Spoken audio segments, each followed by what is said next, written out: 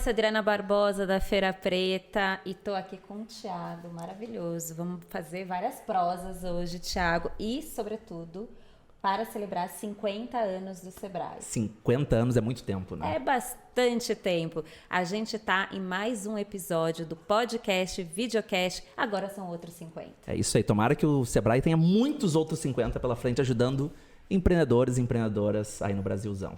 E esse é o episódio que a gente está ao lado dessa empreendedora maravilhosa, Maria Celina. Né, Maria? Olá, tudo bom? Bem-vinda. Bem-vinda. Obrigada. E também da Anne, parceira aqui nossa. E ela também é técnica do Sebrae e coordenadora do Núcleo de Moda. Isso mesmo. Prazer, Adriana, Thiago, Celina. É um prazer estar aqui com vocês hoje pra gente discutir coisa boa, né, gente? Discutir e celebrar os 50 anos, né, junto com vocês. Thiago, a gente vai conhecer essa história maravilhosa, Eu né? tô muito curioso. A gente sempre faz o dever de casa e dá uma estudada, mas nada como... Uma coisa é ver a distância, outra coisa é conversar com a pessoa olho no olho, né? Sim. O que a Celina será que tem pra nos contar? Não é pouca coisa. Ah, eu quero saber. Conte pra gente, Celina, quem é você na fila do pão? O que você faz, garota? Eu sou Celina, sou de João Pessoa, na Paraíba. Sou diretora criativa da Viva Celina, que é uma marca de moda consciente, autoral e sem gênero. Gente, quer mais futuro do que isso? Ela fez o combo, né? Ela juntou tudo de futuro num negócio só, né? Exato. Mas, assim, conta mais, assim, sobre a sua história, né? Como é que você entra dentro do contexto da moda? Por que você faz uma moda autoral? Da onde vem esse conceito? Celina, conta pra gente o que te faz chegar até aqui. Quais são as histórias que te traz até aqui? Então, eu sempre fui apaixonada por moda. Então, desde criança, eu fazia roupas para boneca e para mim. E sou designer de moda de formação. E apaixonada por moda, pesquisando sobre o mundo da moda e o que está por trás desse mundo. Então, eu resolvi criar a Viva Celina. Por que é Viva Celina? Da onde vem? É por causa de você? Não, o Viva é a dona Celina, minha avó, que era uma mulher muito forte, guerreira, que aos 50 anos, resolveu, depois de ter 7 filhos, resolveu fazer faculdade e se formou e viveu da sua renda. Então, assim, é uma mulher forte que deu muitos exemplos para a gente de como a gente deve ir atrás dos nossos sonhos e dos nossos objetivos. Então, Viva é a dona Celina. A dona Celina costurava também ou não? Não, ela não costurava, mas as irmãs dela costuravam. E a partir daí eu até herdei uma máquina de costura que foi de uma tia-avó minha. Ai, que maravilhoso. Você se formou, né, em design de moda. Isso. Mas você costura também? Então, eu sei costurar, mas na marca eu não costuro. Eu sou formada designer de moda, então a gente vê costura, mas eu fico mais na parte criativa da marca. Ai, que maravilhoso. Thiago, ela contando um pouco da história dela, eu achei tão interessante ter tanto conceito, né? A gente chama de storytelling, né? Que é a história do empreendedor. E para mim tá muito forte o conceito da forma como você criou a sua marca. Tem uma verdade, assim, né? Porque o simples fato dela celebrar a história da família dela, que é uma pessoa inspiradora, o fato dela decidir ir por uma cadeia de consumo consciente, né? A gente estava, inclusive, debatendo a etimologia das palavras sustentável e consciente. E ainda implementar isso num meio que é a moda, que todo mundo sabe, né? Que puxa para muitos lados que não são esses, já inspira um monte, né? Inclusive, se você puder falar um pouquinho dessa sua percepção, dessa diferença entre o sustentável, consciente, como é que você enxerga isso? Porque é um assunto muito complexo. Né? E a sua moda está aonde dentro desse lugar, desse mercado? Isso. Quando eu resolvi lançar a marca, eu comecei a estudar como eram os processos por trás da indústria da moda. Então, eu via trabalho análogo à escravidão, poluição. A moda é uma das indústrias que mais polui. Então, eu queria fazer um movimento reverso. Eu queria fazer a diferença. Então, eu fui pesquisar sobre sustentabilidade. E, a partir daí, eu falei, não, minha moda tem que ser sustentável. Mas o que é ser sustentável, né? Não existe moda 100% sustentável. Tudo vai gerar algum impacto positivo ou negativo para o meio ambiente. Então, eu comecei a rever essa questão de sustentabilidade e, sim, vou fazer uma moda consciente. Que eu vou ser consciente de quem são esses fornecedores, de quem está por trás dessas marcas, por trás dessa produção. Então, eu resolvi que, para fazer uma moda consciente, eu tinha que saber quem estava produzindo essas roupas dentro da minha marca. Então, eu optei por não terceirizar a produção das peças e sim fazer tudo dentro do meu ateliê, porque a gente teria tanto um controle de qualidade quanto um controle social, de que essas pessoas que fazem as roupas fazem um trabalho de forma justa, fazem um trabalho bem remunerado. Elas estão inseridas dentro do conceito que você construiu para sua marca, né? Exatamente. Então, eu sei quem faz as minhas roupas, eu sei de onde vem essa matéria-prima, que é uma matéria-prima brasileira, muitas vezes uma matéria-prima local. Eu sei que é uma peça produzida onde todas as pessoas por trás dela são vistas. Sim. Elas não ficam esquecidas. Elas estão todas mapeadas no processo, né? Exatamente. Dessa cadeia de produção. E aí, Anny, depois eu vou passar para você, Thiago. Você gerindo, né, um núcleo de moda dentro do Sebrae, você tem visto isso mais nos negócios, essa preocupação com a cadeia, né, de quem está envolvido no processo? Adri, eu tenho visto, e aí a gente está falando de agora, são outros 50, né? Quando a gente começou o bate-papo aqui, vocês muito ansiosos por escutar a história da Celina, uma história que eu já conhecia, e eu acho que esses são outros 50, representa as histórias que a gente quer contar de agora para frente. E as histórias que a gente, como Sebrae, quer contar são histórias como a da Celina, que não é uma única empresária que já pratica, que já tem esse olhar de futuro, né? Thiago está aqui representando muito bem aí esse papel hoje com a gente, mas traz essa reflexão. Quais são as histórias que a gente quer contar? A gente quer contar as histórias desses empresários que são ousados, que querem fazer diferente, que se preocupam com outras pessoas, que se preocupam com o mercado, que começam a pensar numa forma de enxergar negócios além do lucro, além da comercialização de um produto, mas pensar na história. Talvez a história da Celina não seja tão mais interessante do que outras que a gente tenha visto, mas ela faz a história ficar totalmente envolvente, porque ela faz questão de colocar a história dela dentro da marca dela, do produto dela. O que a gente gera com isso? Essência. A gente poderia ficar aqui horas ouvindo a Celina falar. A gente já ouviu a Celina falar de muitas outras histórias que marcaram o negócio dela, e não me canso de ouvir. Maravilhosa. E Thiago, o negócio da Celina tem inovação pura, né? Não, tem inovação pura. Eu vou pegar aqui vários ganchos aqui. A gente fica ansioso, porque é tanta coisa, né? Eu quero falar de tudo. O que foi dito agora é muito legal, porque existe muitas vezes o movimento de copiar, né? Agora a tendência é moda sustentável, ou moda consciente, ou moda gênero, ou seja, e esse movimento é muito comum na moda, né? Muito comum. Cópia. E aí, então deixa eu fazer o Ctrl+C, Ctrl+V e lanço a minha marca. E outra coisa é isso partir da essência da empreendedora ou do empreendedor. E aí você vê essa verdade. E essa verdade se expressa na foto da rede social, se expressa no produto, se expressa no ponto de venda, se houver ponto de venda. É muito diferente. Tem essa sutileza que às vezes a gente nem racionaliza, né? E aí eu queria... A gente vai conectando aqui, vamos borbulhando ideias, né? Queria compartilhar um entendimento que eu tenho da diferença entre empreendedor, empreendedora, empresário, empresária e investidor, investidor. Não sei se vocês vão concordar, mas estamos aqui, né, jogando ideias na mesa, né? Eu tenho um entendimento de que uma empreendedora ou empreendedor é quem quer se expressar para o mundo.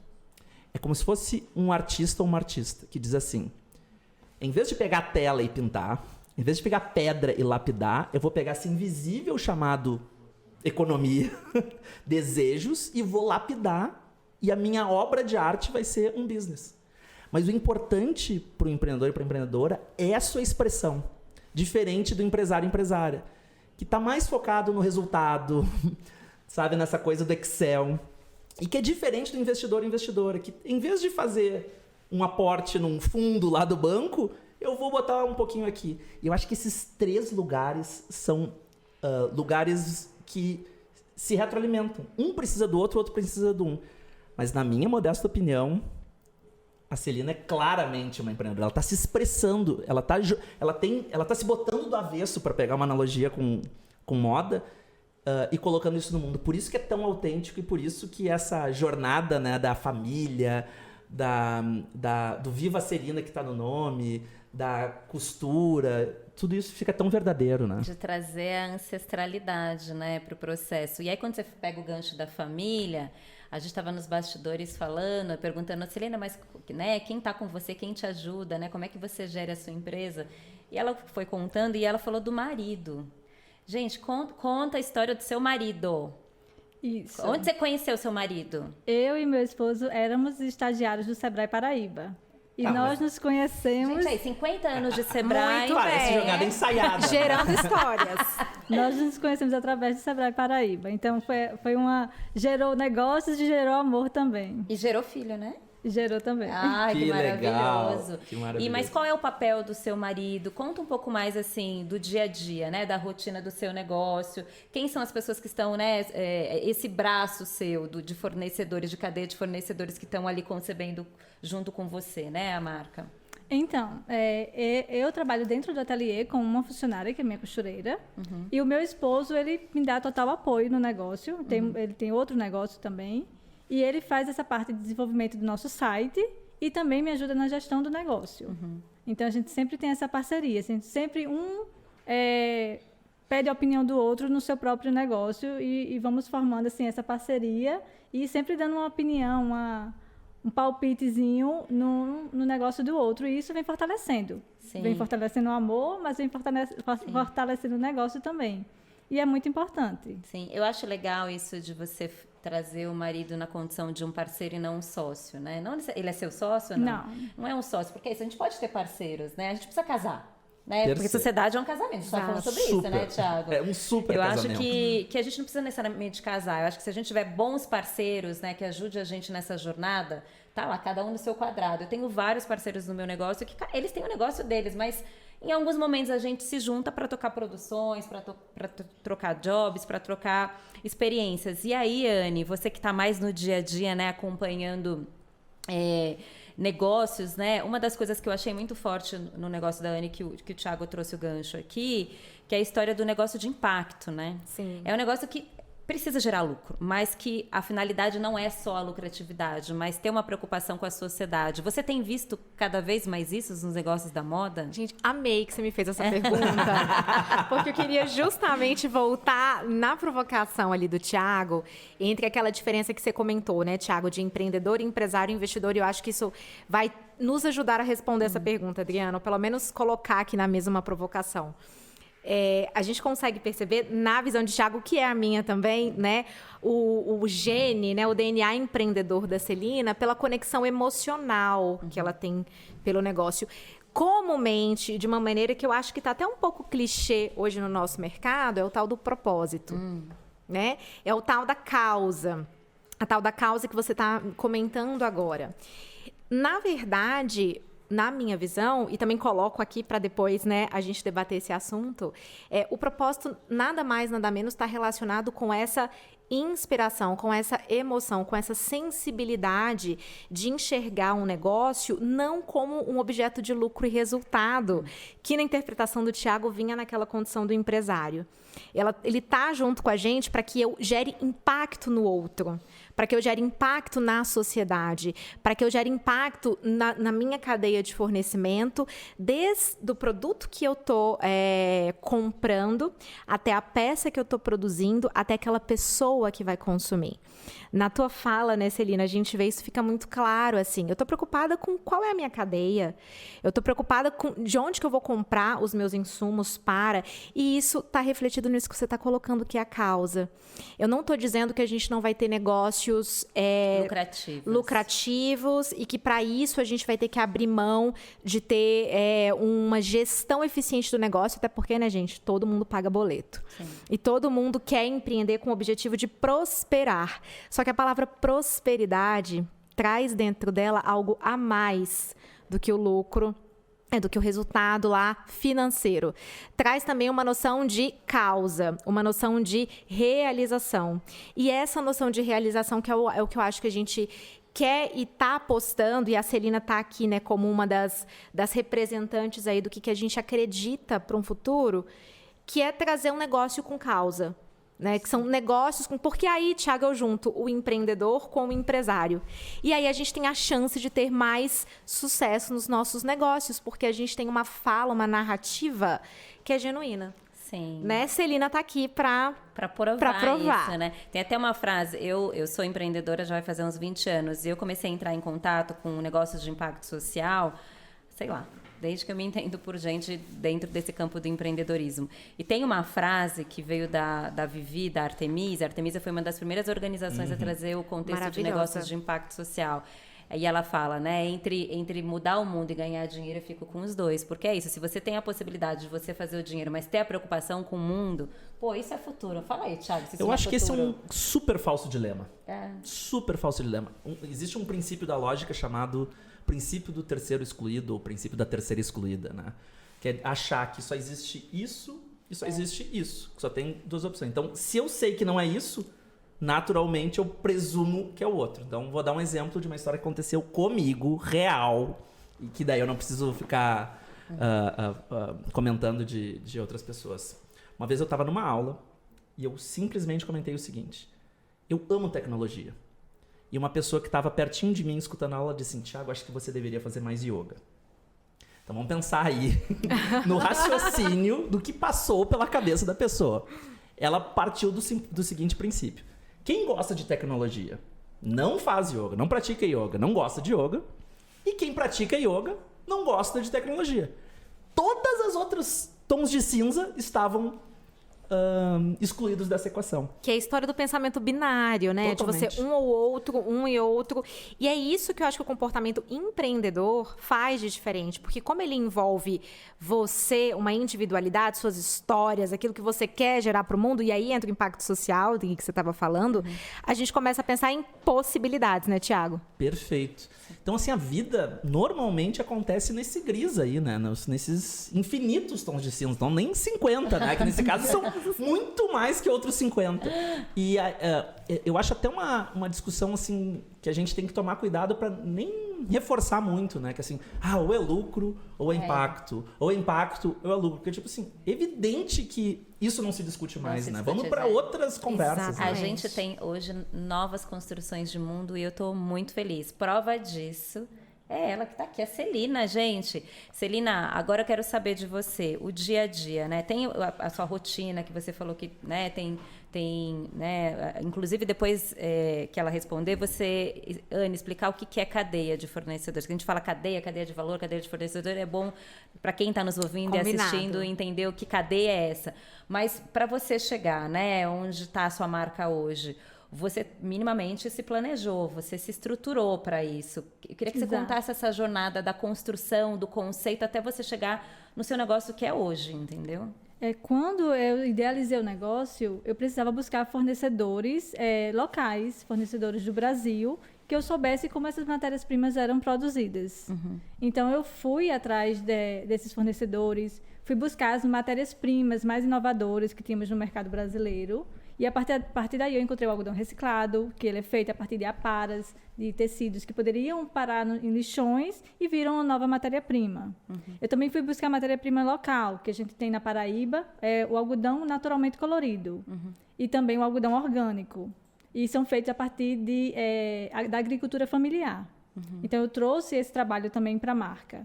Então, assim, foi muito importante. Então, botões reciclados. Então, assim, tudo que a gente pudesse trazer para agregar valor, para gerar menos impacto ao meio ambiente, nós fomos trazendo para que a marca ficasse cada vez mais consciente. Então, foi e assim, também a partir daí nós vimos que, como a gente gera um resíduo de matéria-prima nos cortes das peças, então também vamos fazer o seguinte: não vamos mandar esse resíduo para o lixão. Eu acredito que a indústria deve cuidar do seu resíduo, deve gerar esse resíduo e não ele parar em aterros. Então, a gente também está juntando esses resíduos para, no futuro, a gente criar uma coleção e novos produtos a partir dos resíduos gerados pela marca. E assim a gente fecha o ciclo do produto. Porque a gente não gera lixo, a gente sabe quem são os fornecedores, a gente sabe quem faz as roupas. E isso é uma moda consciente. Eu acredito que isso é que faz a diferença no mundo. Maravilhoso. Anne, Perfeito. o processo dela, criação, produção, distribuição, consumo, com conceito, tudo construído, deve ter ficado quanto tempo aí nesse processo de planejamento, estruturando esse conceito, essa história? Então, a partir da ideia para o lançamento foram 3 anos. 3 anos de pesquisa, de construção, de isso, planejamento. Mas de colocar a mão na massa, acredito que mais ou menos 1 ano. Mas- Hoje seu negócio tem quanto tempo? Vai fazer 4 anos. 4 Celina, deixa eu ver se eu só entendi. Esses 3 anos tem muito a ver com a investigação que você fez, né? Exato. Foi a partir do momento que veio essa luz, que eu vi que eu não queria fazer essa moda de poluição, essa moda de trabalho análogo à escravidão, e eu queria fazer a diferença. Então, foram 3 anos. O que eu poderia fazer? Eu não queria só uma marca consciente, eu queria que tivesse outros pilares desenvolvendo a marca. Você foi tomando consciência de toda a cadeia, né?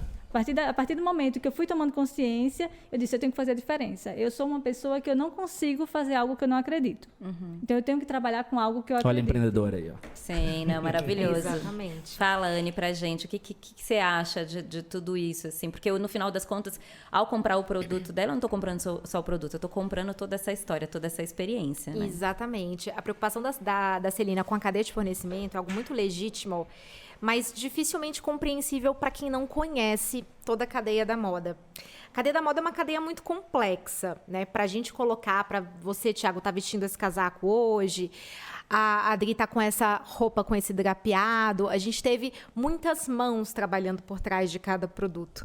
E essa história, dificilmente ela é contada no ponto de venda, né, Celina? Exatamente. Muitas vezes as pessoas não sabem o que está por trás de uma cadeia de fornecimento. Então, para que a Celina esteja agora com a roupa que ela mesma produziu e que está aqui nesse podcast com ela, a gente passou por vários processos. Então, eu tenho desde a parte dos insumos, que é a produção, que é desde a parte do plantio do algodão ou dos outros insumos que a gente tem. A gente vai passar pela produção desses fios, a gente vai passar pela fabricação desses tecidos, que é a famosa tecelagem.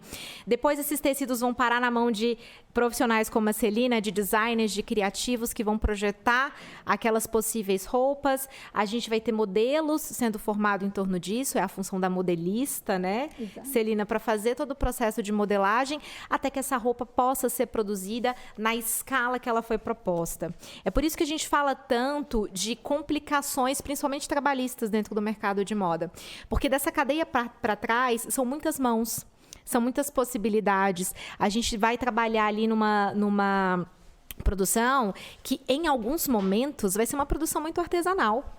Por mais que a gente tenha, né, Celina, o corte do tecido, alguma hora, alguma costureira vai precisar pegar aquela peça para poder costurar aquilo. E aí, quando a Celina coloca da preocupação com os fornecedores, é entender e é olhar para trás dessa cadeia de fornecimento e justificar, legitimar a história que ela conta. Porque se ela está contando uma história de consumo consciente, de moda consciente, de moda responsável, a gente não pode correr o risco da gente ter um processo de plantio de algodão totalmente inadequado. A gente não pode correr o risco de ter muitas pessoas trabalhando horas e horas além daquilo que é natural, daquilo que é normal, daquilo que é justo dentro de um processo de produção.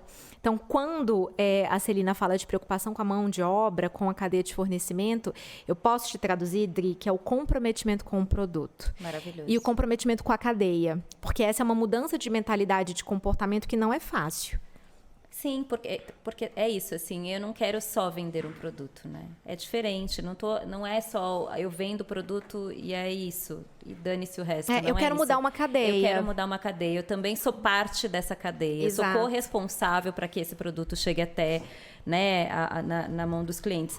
E aí, para você, Celina, né, diante dessa preocupação, né, com a cadeia de fornecedor, se você tem encontrado algumas dificuldades em relação a isso, como manter esse conceito de consciente, sustentável, né? Você consegue fechar esse ciclo? Como é que está isso dentro do mercado? Isso. Hoje é bem complicado ainda a gente encontrar essa matéria-prima. Muitas vezes sai de linha, ou por ser uma marca ainda é pequena, no início. Às vezes a gente não compra em grandes volumes, então fica difícil ter acesso a esses fornecedores. Então, assim, é um trabalho bem de formiguinha mesmo e de fazer contato direto com esses fornecedores para que a gente tenha acesso a esse material. Então, assim, é complicado, mas a gente vai buscando, fazendo contatos e trazendo e tentando fazer uma moda, além de consciente, e que a gente realmente mostre quem está por trás disso. Então, a gente tem muito esse cuidado de mostrar quem está por trás de cada roupa. Que é uma pergunta que a gente tem que se fazer. Quem faz nossas roupas? Né? Quem foram as mãos e sob quais condições essas roupas foram feitas? Então, a partir do momento que as pessoas me perguntam isso, eu também quero perguntar isso aos meus fornecedores. Quem faz esses tecidos, como é que eles foram feitos? Então, por isso essa importância de a gente saber quem está por trás. A Celina está trazendo muitas provocações. Eu fico sempre imaginando aqui. Eu tô adorando. Você tá pirando, né, Thiago? Não, eu tô adorando esse papo e depois eu vou explicar por quê. Ela é muito futurista. Não, eu sou uma farsa perto dela, entendeu? Mas é o que eu fico imaginando a nossa audiência também tendo os insights, né? Porque tem gente que vai ser do mercado de moda, que vai fazer a conexão mais direta, e tem gente de outros mercados que vai fazer a regra de 3, né? Dizer, se a Celina faz isso para moda tradicional, o que eu posso fazer para o meu mercado tradicional? Tem um negócio que é muito interessante, tem um vídeo que ele tá disponível aí nas plataformas, no YouTube, chamado A História das Coisas. Eu não sei se vocês conhecem, mas é um super famoso, que é um vídeo de uns 20 minutos, que ele explica a cadeia tradicional e ele mostra um elemento chamado obsolescência programada por design. Olha só que sacanagem que inventaram. Porque a Celina mesmo falou, né? Disse, se é para ser sustentável, já tem roupa de sobra no mundo, não preciso nem fazer a minha marca, né? Exato. E por que a gente vai comprando? Qual é o mecanismo, né? Você não pode só... Uma grande marca, ela não tem que só gerar produção, gerar novos produtos, mas ela tem que gerar desejo, gerar interesse das pessoas. Então ela começa a dizer assim, sabe essa aí que você tem, essa roupa que você tem? Tá fora da moda. Sabe essa calça justa? Agora o legal é larga. Sabe esse salto mais alto? Agora o legal é baixo. E quando você olha ao redor e as pessoas não estão... Você está fora do código cultural, você se sente constrangido e você vai lá consumir o que nem sempre é necessário. E o que eu acho que é uma das grandes desconstruções que você está fazendo em vários aspectos é não alimentar essa obsolescência programada por design. Na moda, né? Também. Porque são cores que me parecem mais atemporais, cortes mais atemporais, consciência com relação a quem está produzindo, materiais que são mais atemporais. Tô dando certo? Certíssimo. Isso. Quando a gente pensa na roupa, a gente pensa em fazer uma roupa temporal. Eu quero construir uma roupa que você use hoje e você possa usar ela daqui a 10 anos. Eu tenho muito apego a algumas peças de roupa que pertenceram à minha mãe, que pertenceram às minhas tias. E eu tenho roupas que são mais velhas que eu até. Então, assim, são roupas que eram feitas para durarem. Não tinha esse ciclo de moda, super tendência e vai embora. Porque é isso que a moda gera pra gente. Começam poucas pessoas usando e você começa a se interessar, depois está massificado, todo mundo usou e aí você já não quer mais. Aí você tem que trocar, né? E aí você tem que trocar. Aí você consome de novo. E você consome de novo e você não mostra o seu estilo pessoal, você não mostra a sua essência, quem você é, porque você está sempre igual a todo mundo. E a gente tenta, na Viva Celina, fazer essa diferença. É uma roupa temporal que você pode usar para diversas ocasiões. E é uma roupa que você vai usar hoje e você vai usar daqui a 20 anos. E a gente tem todo o cuidado, não só com a questão de paleta de cores, com a questão de como as peças são feitas. A gente tem cuidado com todos os acabamentos das roupas. Então não é errado dizer que vocês também são uma plataforma de educação com relação ao consumo, né? É o que a gente espera. Que a gente quer mostrar para as pessoas que é possível consumir de forma consciente. Você pode trazer peças novas para o seu guarda-roupa, porque às vezes você muda a forma que você quer comunicar. Porque moda é isso, moda é comunicação. Sim. Então, moda acaba sendo uma plataforma. E aí, assim, para quem tem... Aqui é videocast e podcast. Para quem não está nos vendo, descreve, faça sua autodescrição da sua roupa. Porque quando ela chegou, a gente... Olha essa... Eu fui bem consumista, tá, Thiago? Quero essa roupa. Que roupa é essa? Adoro. Causou. Conta pra gente como é que é o design da sua roupa. Isso. Então, eu estou vestindo uma peça que tem uma pegada bem de alfaiataria. Isso traz bastante atemporalidade às roupas. É uma peça que todos os gêneros podem usar, homens e mulheres. A gente não faz essa distinção. Então, a gente quer que as pessoas sejam livres para vestir o que quiserem. Então, é uma peça em algodão orgânico. Então, nós temos o orgânico natural e temos o algodão orgânico que ele nasce naturalmente colorido na Paraíba. E esse algodão orgânico que eu estou usando é um algodão orgânico que foi feito a partir de aparas de algodão de sobras da indústria têxtil. E ele foi desfibrado e reciclado e virou um novo tecido. Então, aquele tecido que ia parar nos aterros virou um novo produto. Muito legal. E até essa questão desculpa insistir, mas é que eu tô muito empolgado aqui, do agênero, ele é muito contemporâneo, né? Sim, porque a gente pode até extrapolar o clássico masculino e feminino e pensar nos muitos outros gêneros desses tons de cinza, né? Qualquer pessoa de qualquer gênero pode se identificar com o que vocês produzem, né? Exatamente. E parece que, assim, inclusive a ideia de caimento também considerou isso. Tô certo, Terra? Exato. Quando a gente pensa na modelagem, não só na construção da peça em si, mas na questão da modelagem que vai vestir o corpo, nós pensamos em corpos masculinos e femininos. Porque, querendo ou não, são corpos diversos. Então, a gente trabalha uma modelagem que possa vestir todos os corpos. E a gente tem bastante cuidado com isso. Sim. Que legal. Minha filha tem 9 anos e toda vez que eu vou comprar roupa para ela não vai para a seção feminina, ela vai para a seção masculina. Que cada vez mais as lojas possam, né, as marcas possam produzir essa moda mais a gênero. Sem isso é de menina, isso é de menino, porque isso é careta, né? Fala sério, assim, isso é careta. As linhas mais sólidas, mais rígidas, são fenômenos que a gente olha mais no passado, né? Existe um termo que até também, assim como propósito, ficou um pouco clichê, né? Que é essa fluidez, né? Gêneros mais fluidos, sexualidade mais fluida, estética mais fluida, parece ser um fenômeno mais contemporâneo. Então, assim, será que a gente tem que dividir em 2 caixinhas? Será que a gente dividir em 3 caixinhas? Ou será que é uma coisa mais fluida que quem quiser se identificar, quem quiser se expressar, num dia eu visto de um jeito, no outro dia eu visto de outro, né? Será que isso não é mais pro futuro? Me parece que sim. E é uma construção social, né? Porque se a gente vai estudar a história da moda, a história da arte, e a gente vai ver como os homens se vestiam antigamente, eram os homens que usavam salto, os homens que usavam perucas, maquiagem. Então, saias. Muito brilho, muitos babados. Então, isso foi mudando ao longo do tempo. Ressignificado. Exatamente. E se a gente vai olhar essas imagens antigas, a gente vê que isso não existe. Isso é totalmente uma construção social e que a gente pode voltar e mudar isso e fazer diferente. E que as pessoas sejam livres para vestir o que quiserem. Se é uma construção social, a gente pode mudar. Totalmente. Tem uma frase naquele filme Coringa, esse recente com Joaquin Phoenix, que ele diz algo que eu acho que se encaixa aqui na nossa conversa. Tem uma hora que ele diz, quem decide o que é engraçado?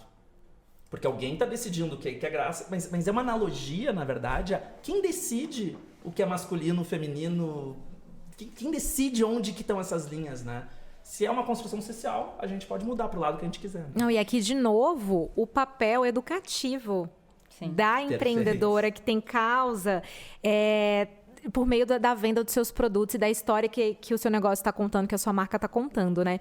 Quando a gente estava acompanhando aqui essa discussão especificamente nesse tema, eu estava me lembrando muito dessa dicotomia, né? O que vem primeiro? É a indústria que dita moda para o consumo ou é o consumo que demanda a indústria? Na moda, por exemplo, a gente sempre viveu essa dicotomia e sempre era esse ciclo, né? Esse looping. O que vem primeiro, né? O ovo ou a galinha? E a gente nunca conseguia chegar um denominador comum que atendesse aí a toda essa cadeia.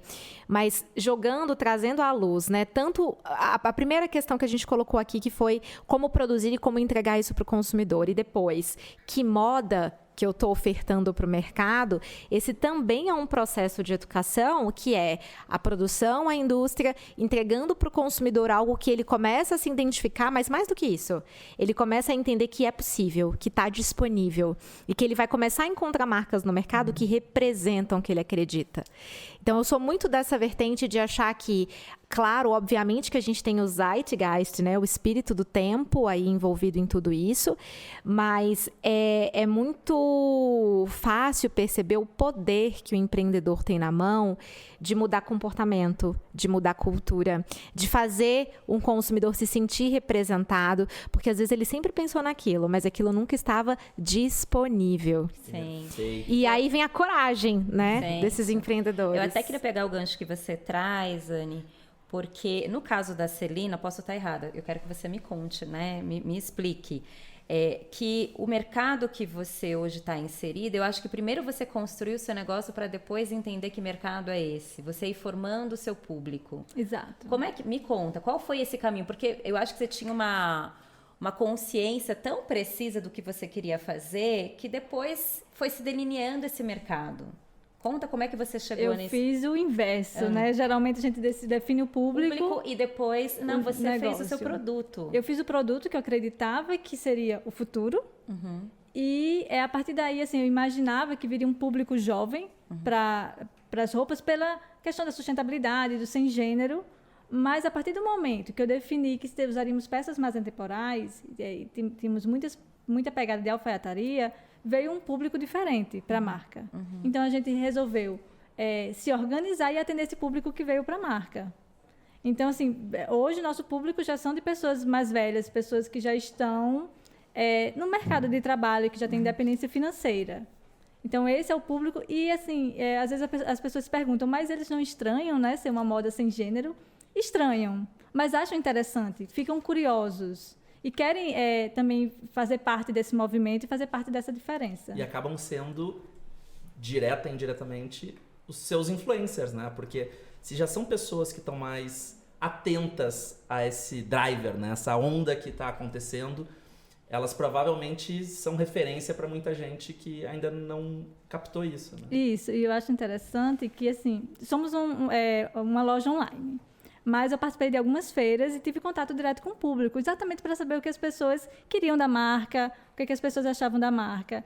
E eu achava muito interessante como viam pessoas que vinham acompanhando a marca nas redes sociais e diziam como amavam a marca. E isso era, assim, um presente, era incrível. E também, gente, vamos combinar, se vocês puderem, acessem aí, fala o arroba do seu Instagram. É @VivaCelina. Viva Celina. Gente, olha, é um colírio para os olhos. É de babá, né? É realmente Meu incrível. Deus, uma preocupação editorial, estética, a luz das fotografias. Me conta esse processo criativo para alimentar as redes sociais, porque eu acho que isso é fundamental. O seu negócio está baseado num processo de e-commerce, você vende online. Só que eu até falei isso num dos podcasts, que você vender online é ter um outro negócio, porque você tem que ter a preocupação de como você vai gerenciar estoque, vai colocar os produtos, precificar o produto, formar seu público na internet. Tem todo um processo que precisa ser feito, mas que, se você não tiver uma dimensão de marketing digital, não vai andar. O e-commerce não anda, entendeu? Conta pra gente todo o seu processo criativo até essa gestão de vender online. Isso. Então, assim, eu tenho uma grande preocupação com a imagem da marca, com a imagem de moda dessa marca. Então, assim, desde o início, como eu já havia até mencionado, que eu prezo muito pela questão da ancestralidade. A marca é um Viva a Dona Celina. E quando a gente veio pensar nessa questão dos editoriais de moda, então o primeiro editorial era Memórias de Família. Então eu quis trazer esse acolhimento familiar, essa questão das fotos antigas de família como inspiração. No nosso último editorial, que foi o Raízes, a gente foi para as margens do Rio Paraíba, lá na Paraíba, e fizemos as fotos lá. Então foi esse mergulho na nossa ancestralidade, na nossa história. Então, um cuidado com essa imagem, com a beleza, com uma imagem artística também. E para mostrar a nossa história, de onde estão nossas raízes, e a fonte que a gente bebe, né? Que é de arte, de cultura. Então, a nossa preocupação estética com a imagem é bem grande mesmo. E esse cuidado, porque a loja online, o e-commerce, ele vive realmente disso, vive do marketing e do marketing digital, e da imagem dele. Você que cuida das redes sociais? Isso, hoje sou eu quem cuido das redes sociais, eu quem faço também a produção das imagens, eu sou produtora de moda também, e eu faço toda essa parte de desenvolvimento, não só das coleções, que eu participo também, mas principalmente do desenvolvimento da imagem de moda e das redes sociais. Peraí, que agora bugou. Agora bugou. Nesse gancho aí que você pegou. Deixa eu ver, você é a fundadora da marca, Isso. Você faz a gestão do negócio, você faz a direção criativa, você se envolve com toda a cadeia, você vai lá pesquisar toda a cadeia, você cuida das redes. O que você não faz? Eu acredito que eu participo de tudo, eu acredito que eu só não costuro. Não costura mais, né? Porque não você já costuro mais. sabe costurar. Isso. Até porque pra gente poder cobrar e pra gente ver que tá bem feito, a gente precisa saber fazer. Que legal. Então eu tento estar a par de todos os processos da marca. Eu iniciei na marca como designer. Hoje eu atuo como diretora criativa, porque hoje a gente já tem outros designers e pessoas também de modelagem vindo trabalhar na marca, de tinturaria, que faz os serviços para a gente, são colegas de profissão que trabalham comigo também. E hoje eu estou focada mais na parte de marketing e de gestão da marca. Mas eu passei por todas essas vertentes. Então, o primeiro editorial eu fiz da maquiagem à produção. Porque você trabalhava com maquiagem antes Isso, também, eu né? trabalhei quase 10 anos como maquiadora. Por isso você tem esse senso estético tão apurado, garota. Pois né? é, gente. Eu sempre amei arte, sempre amei imagem. E você acha importante, Celina, assim, em algum nível, o empreendedor ou a empreendedora ter conhecimento, ter alguma profundidade das várias áreas para poder cobrar dos parceiros? Eu assim? acredito que é essencial. Eu sou apaixonada por estudar. Se alguém pudesse escolher o que é que você quer fazer para o resto da vida, seria estudar. Eu amo, não é nem o estudo, eu amo aprender. Então, assim, tudo que eu posso me envolver para saber mais, para trazer conhecimento e algo que seja para a marca e para o crescimento da marca, eu trago. Porque até como vocês estavam falando, né, de vamos fazer o que gosta, vamos ganhar dinheiro, vamos fazer os dois. E fazendo os dois, a gente tem como fazer com que a marca cresça, como gerar mais emprego e renda, como trazer mais impacto positivo para a marca. Então, para isso, eu preciso saber, eu não preciso saber profundamente tudo, porque eu posso ter outras pessoas trabalhando comigo, mas eu preciso entender de cada processo para que eu saiba até a direção e o rumo que eu quero tomar. Maravilhosa. Assim, eu trabalho com uma rede de empreendedores e uma das grandes queixas é, puxa, mas eu tô tão sobrecarregada, eu sou equipe. Eu toco piano, afino piano, eu carrego piano. Ai, como é que eu faço? Eu falo, amor, desapega. Em alguma coisa você vai ter que desapegar. Ela falou assim, não, o processo criativo é meu, design é meu, não é isso?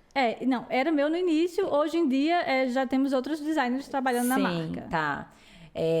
Mas o que eu quero trazer é um pouco disso, Anne, até se você puder comentar, que é possível a gente, enquanto empreendedor, dominar, né, os assuntos, saber de todos os processos, mas a gente poder desapegar, porque senão a gente centraliza demais e aí o negócio não cresce, porque a gente não tem confiança, né? Não tem confiança no outro e fala, não, mas fulano não vai saber fazer, não pode deixar que eu lembro de um caso de uma empreendedora que foi muito engraçado, um dia a gente estava fazendo um curso, aí eu falei, oi, tudo bem? Ela, tô bem, mas tô muito cansada. Eu falei, por que você tá cansada, garota? Porque eu tô muito sobrecarregada. Eu falei, mas me conta mais. Não, porque eu mandei o traste do meu marido comprar lá as coisas para eu poder produzir e ele comprou errado. Aí eu falei assim, mas e? Ela falou, não, eu que tenho que comprar? Eu falei, não, bicha. Você não é assim. Não é assim. Cadê a ficha técnica? Dá a ficha técnica lá pro seu marido. Dá as instruções para ele, dá né? as instruções. Onde é que você quer? Que preço você quer? Né? Para você poder. Mas me conta como é que tem sido esse processo do Sebrae em ajudar os empreendedores a desapegar, a sair um pouco da centralidade, entendeu? Eu costumo fazer essa analogia lá no Sebrae, né, Dri, de que o gestor, a gente pode comparar o gestor com um maestro. E a orquestra dele é o negócio. Um bom maestro, numa orquestra de qualidade, para apresentar um concerto, um recital, alguma coisa, ele precisa entender cada movimento da sua orquestra. Então, ele precisa entender o quarteto de cordas, ele precisa entender a percussão, ele precisa entender o piano, ele precisa entender o sopro. Mas ele não precisa necessariamente saber tocar todos os instrumentos. Ele precisa orientar, e ele precisa orientar cada conjunto ali daquela orquestra para que eles toquem de maneira harmônica. Isso é o que gera qualidade dentro daquele produto que está sendo produzido ali. Eu gosto, inclusive, de usar esse exemplo porque o empresário de moda é um empresário criativo, né? Se quem está aí nos ouvindo, ou no videocast, ou no podcast, acessem as redes sociais do Viva Celina e vocês vão entender o que a gente está falando. Então, a Celina, ela traz aquela natureza estética e tudo que vai orientar aquele trabalho da rede social. Mas se a Celina, ela se dedica apenas a isso, o nosso binômio tempo versus energia não suporta. Tem uma outra analogia que eu acho muito... Adoro essa analogia da orquestra. Tem uma outra que eu também já ouvi que eu acho que casa. Que é tipo uma pessoa que está... um chefe ou uma chefe numa cozinha, né?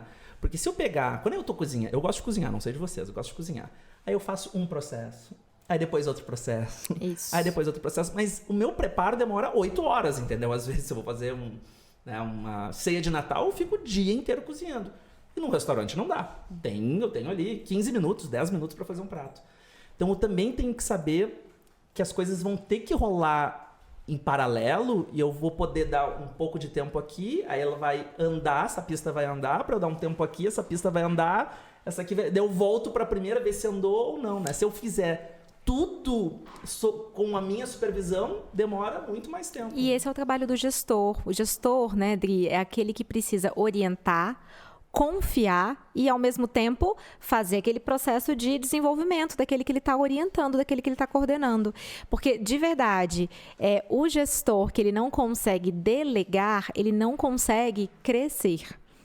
Por conta disso, do fator tempo e energia. Ele não vai conseguir fazer todos os processos do negócio dele. Então, o desafio hoje que a gente tem trabalhando em empreendedorismo com novos e experientes negócios é justamente essa mentalidade de orientar com foco, com disciplina e coordenar para que isso se retroalimente, para que ele aprenda com o processo e o processo aprenda com ele e visão de todo. Isso é uma coisa muito legal na fala da Celina. Vocês podem perceber que em toda a fala dela, ela tem visão do todo. Sim. Visão de todas as coisas que estão acontecendo. Olhar 360 graus. Essa é a grande habilidade do gestor, porque depois que ela tem a visão do todo, ela vai perceber a necessidade de delegar e a necessidade de orientar. Orientar e complementar, porque pode ser, eu não domino aqui, aí eu vou trazer fulano que domina, Exato. entendeu? Eu acho que é isso, o gestor tem um papel de liderança, mas é uma liderança que ela não é aquela liderança salvadora que impõe. É uma liderança servidora, que é aquela que está lá. É uma facilitadora de processo, sabe? Tipo, você facilita. Eu achei isso lindo, gente. Vou anotar. Tem a Adri falou de um negócio que eu achei muito legal. Não sei se foi agora, porque assim, o papo vai e volta, né? De confiança, né? Tem um TED, eu não vou lembrar exatamente agora o título do TED, mas que fala do TED Talk, para quem não está familiarizado, é uma plataforma de inspiracional, né? Com várias palestras que tem mais ou menos de 15 a 20 minutos, sempre tentando trazer uma ideia grandiosa. Tem um que me impactou bastante sobre o triângulo do drama. Quando a gente está num ambiente profissional e o gestor ou a gestora não tem confiança na equipe, a tendência é a gente cair num desses três papéis, que é ou o herói e a heroína, que é tipo assim, deixa que eu resolvo, já que vocês não sabem fazer, deixa que eu resolvo. Ou o vilão e a vilã, que é assim, mas esse pessoal é muito incompetente mesmo, né? E aí você vira o malvadão, a malvadona. Uhum. Ou a vítima. Uhum. Né? Que assim, coitadinho do Thiago, que está aqui trabalhando um monte, que teve que ir lá fazer a compra. E aí você tem sempre uma recompensa, em qualquer um dos três. Ou você é o herói, e você é o herói. Ou você é o vilão, e você está jogando todo mundo para baixo. Ou você é a vítima, e toda a atenção tem em você. E o lugar saudável é sempre fugir desses três. É sempre um herói ou uma heroína virar um mentor, uma mentora e dizer, olha, eu ajudo você, mas quem vai fazer é você. Eu tô aqui supervisionando. E sair desse lugar tóxico, né? Então, confiança para o desenvolvimento da equipe e, consequentemente, uma relação mais saudável da pessoa com o negócio parece algo fundamental. Assim. Sim, e é isso. Eu acho que para chegar nesse nível da confiança, você precisa reconhecer a sua subjetividade. Você está consciente de quem você é, seus limites do que você é.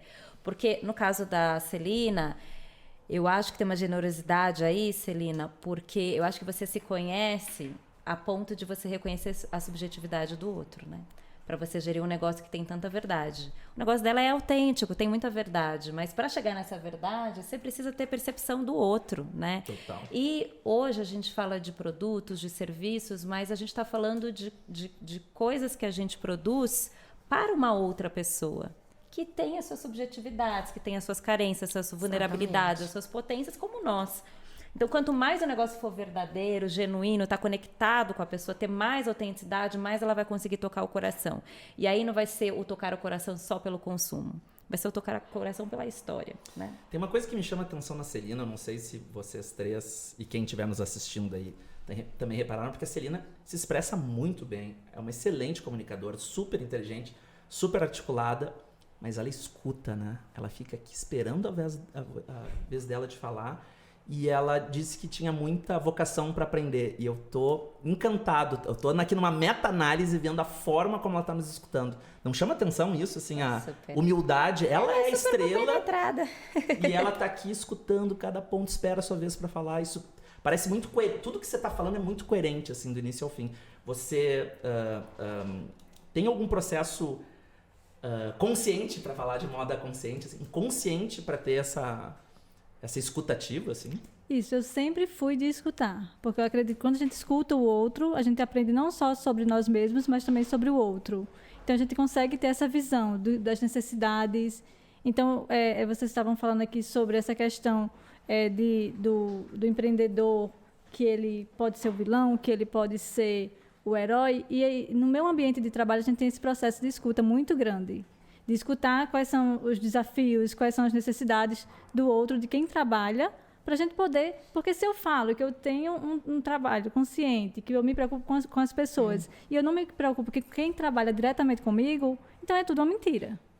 Sim. Então, para trabalhar a verdade, a gente precisa desse momento de escuta. Então, tem momentos desafiadores, tem momentos de tensão, mas tem os momentos acolhedores, que a gente se escuta. Às vezes, eu digo para minha funcionária fazer de tal forma, e ela vê que aquilo não funciona, ela chega para mim e fala, Celina, dessa forma não funciona. Olha, desse jeito funciona. Então, se eu ficasse nessa posição, não, faça do meu jeito, o negócio não fluiria. Então, essa questão de aprender, de escutar, é super importante para mim. Inclusive, até para você trazer melhorias para o seu produto, escutar consumidor. Quantos aí empreendedores estão escutando os seus consumidores, minha gente? Só clientela! É imprescindível a gente escutar os consumidores, porque a gente faz para eles. Então, se eles pedem e a gente não faz, e a gente não escuta, a gente está fazendo para quem? E antes das redes sociais, os consumidores e consumidoras muitas vezes falavam, não chegavam. Agora eles estão falando, é só a gente ter a disciplina de escutar, né? Exatamente. É só ter abertura para a escuta. A gente está chegando ao final. Passou tão rápido, né? Gente, de novo é isso, Tá virando um bordão. Isso tá virando um bordão. Está virando bordão, tá chegando ao final. E assim, né? Continuando com os bordões. Fala pra gente do futuro, Thiago, que eu quero ouvir também a Celina, quero ouvir a Anne. Como é, né? O Sebrae está completando 50 anos e 50 anos também é se projetar para o futuro. O que você tem visto aí de mais inovador no contexto da moda? Estou vendo que você está com uma jaqueta super high-tech. Eu fiz futurista. questão de meu look hoje. Descreve para quem está nos ouvindo. Eu estou usando uma jaqueta mais esportiva, num tom... Que cor seria essa aqui? Você, Celina. Da paleta. Talvez cru. um ocre, um cru. Um ocre, né? é isso. E ela é uma jaqueta mais esportiva de uma marca chamada Imperial Motion, que ela tem uma tecnologia que as roupas, que pensa também nessa questão de consciência e durabilidade, que as roupas, quando tem um pequeno rasgo, um pequeno furo, você simplesmente passa assim o dedo e ela se autocura, digamos assim. Gente, que moderno isso. É muito futurista isso, né? Eu poderia depois fazer o teste, mas eu fiz um teste nos bastidores, acho que teve gente aqui que tá... Tem um monte de gente aqui, né? O pessoal acha que só nós quatro estamos aqui, tem um monte de gente aqui nos bastidores. Eu fiz o teste e depois posso mostrar nos pós-evento aqui, pós-podcast, videocast, porque eu acho que essa questão também da materialidade é muito importante, né? Que não é só a cor que a gente falou, não é só o corte, mas também pensar como essa roupa dura mais tempo. Então, imagino que a Celina, que é super preocupada com a origem dos materiais, em algum momento vai se misturar com isso.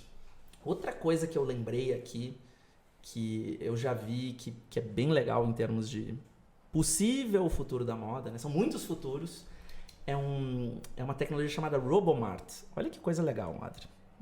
Todo mundo aqui já deve ter ouvido falar de carro autônomo. O carro autônomo é o carro que dirige sozinho. Então você entra no carro, não tem motorista, o carro vai. Você diz, quero ir para tal endereço, ele vai, larga você, pega uma outra pessoa.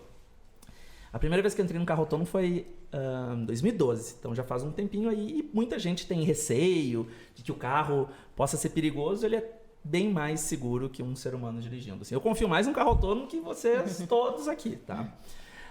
E aí essa empresa, em vez de usar o olhar de carro autônomo para o uso que a gente pensa inicialmente, que é o ser humano se deslocar, ela inverteu a lógica. Ela disse, por que eu não transformo o carro autônomo num ponto de venda? Então ela criou uma van, que é a loja, e que eu chamo a loja para minha casa. Gente, eu adorei isso. Olha só, então você chama o Celina, supermercado fazer isso para sua casa. Você diz, venha ao supermercado. Chega uma van com frutas, verduras, pasta de dente, qualquer coisa que você compra no supermercado, você abre com um aplicativo, pega, manda, e aí a Adri vai chamar e ele vai lá. E como ele é autônomo, ele não para, ele fica 24 horas, rodando. 7 dias por semana, rodando. Ele para abastecer de combustível, para abastecer de produto e manutenção. Só que já tem de farmácia. E naturalmente vai ter de Tudo. Já tem alguma coisa assim no Brasil? Não. Gente, vamos, cadê nosso PR, nosso dinheiro, nosso glamour pra gente Mas olha que vender nisso? interessante. O que eu acho que muita gente... a gente fala muito de venda online pensando que a gente vai entregar o produto na casa da pessoa. Mas tem gente que gosta de comprar. Tem gente que vai no shopping Sim. para comprar. A experiência do, né, gente? E isso entrega é delivery de experiência de compra. Gente, sabe o que me parece? Sacoleira, gente. Mas É exatamente isso. Eu ia falar isso. É a sacoleira 2.0. Não deixa de ser o carro da pamonha 2.0. É a sacoleira autônoma. Mas entende que se a sacoleira existe, se o carro da pamonha existe, é porque a gente gosta disso. Só que talvez, agora com novos protocolos mais digitais, mais com inteligência artificial, a gente possa ter outras entregas. Então, eu tenho certeza que em algum momento a Celina vai estar nesse mundo aí do varejo. Mas o que é importante é diferenciar a entrega de produto com a entrega de experiência de compra. São dois movimentos diferentes. E se tem de supermercado, se tem de farmácia, vai ter sim, de muita super. coisa. De outras Então, coisas. ficar atento a isso, observar isso, eu acho que é um movimento legal, assim. Não, total. Faz sentido, Celina, o que eu falei? Muito, eu amei.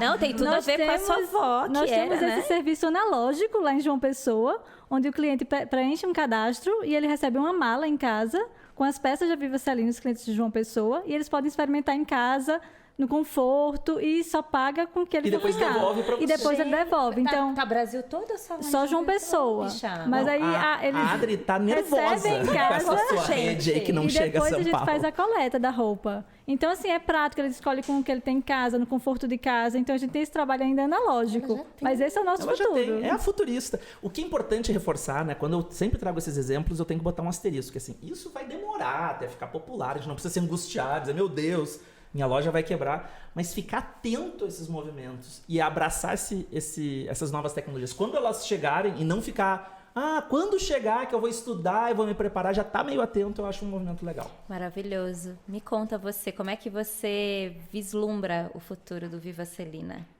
Nossa, eu vislumbro um futuro grandioso. Eu acredito na marca, eu acredito em tudo que a gente prega e no meu trabalho.